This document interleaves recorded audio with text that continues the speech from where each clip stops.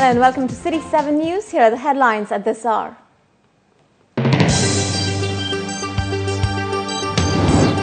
UAE President welcomes Indian head of state. Large haul of hashish found hidden in ship. And Big 5 building and construction show gets underway.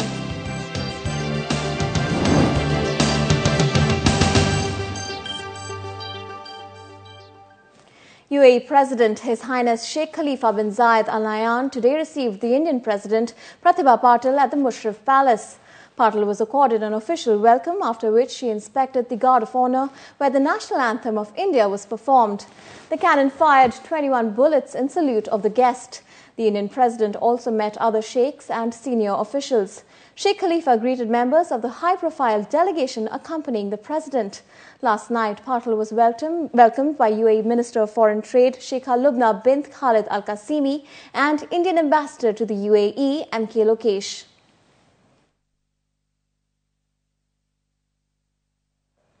Dubai customs inspectors have foiled a bid to smuggle 4.8 kilograms of hashish through Dubai Creek. The haul was found hidden in a ship which came in from an Asian country. Inspectors noticed an unusual wooden boat separating the oil tank from the left side of the ship. Inside, they found a cloth bag which contained 2 plastic bags. Following investigations, a crew member confessed that the seized bags contained hashish. The face of education is changing across the UAE, and an exhibition in Abu Dhabi is successfully demonstrating just how. June Lee gives us a glimpse of how Abu Dhabi schools will fare in the future.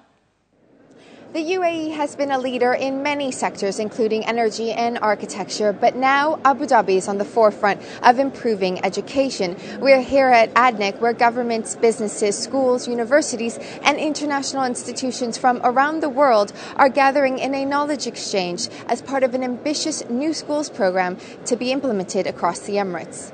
Through the strategic vision of the Abu Dhabi Education Council, future schools in the UAE will look very different from what we're used to. Any country or any state or any geographic area, the leadership that seeks and desires improved education is really building for the future.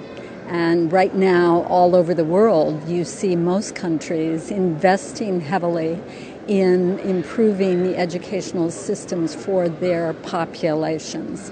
And that, of course, leads to the expectation that those countries and regions will be competitive economically in the future, and that the quality of life for the children and the adults in the future is improved substantially. Taking advantage of the strengths of the private sector companies through PPP or public-private partnerships, the government is determined to deliver quality education.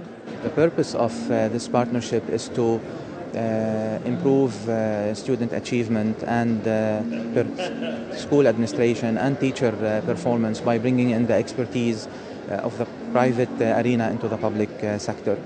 SABIS has 33 schools that are currently run with partnership under ADIC, and these schools are actually different grades. They span from KG to grade 12. SABIS designs textbooks and resource materials and software that is aligned with the ADIC programs and curricula. SABIS as well produces textbooks in math and in science that are aligned with the ADIC curriculum and that are bilingual, in order to ease the process of transition from a curriculum taught in the Arabic language to a new curriculum delivered in the English language without actually compromising any content loss for the children. Not only will traditional methods of textbook learning improve, but interactive technology will change the way children learn in the classroom.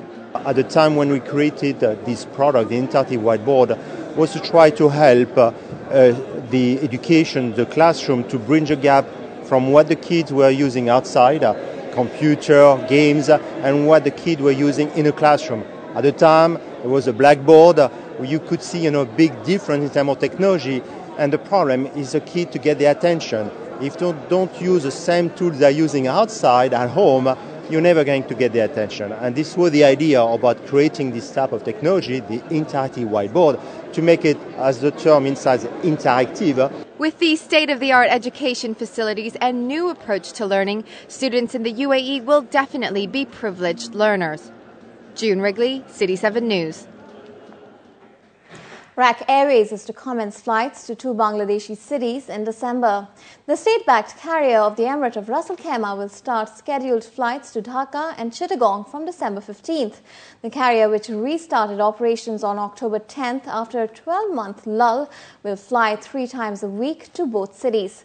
Flights to Dhaka, the capital of Bangladesh, will be on Wednesday, Friday and Sunday, and flights to Chittagong, the country's second largest city, will be on Tuesday, Thursday and Saturday.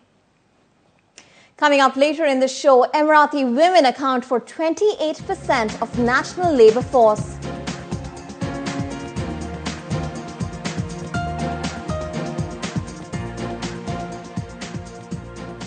But first, Laura Buckwell joins me with the day's business news.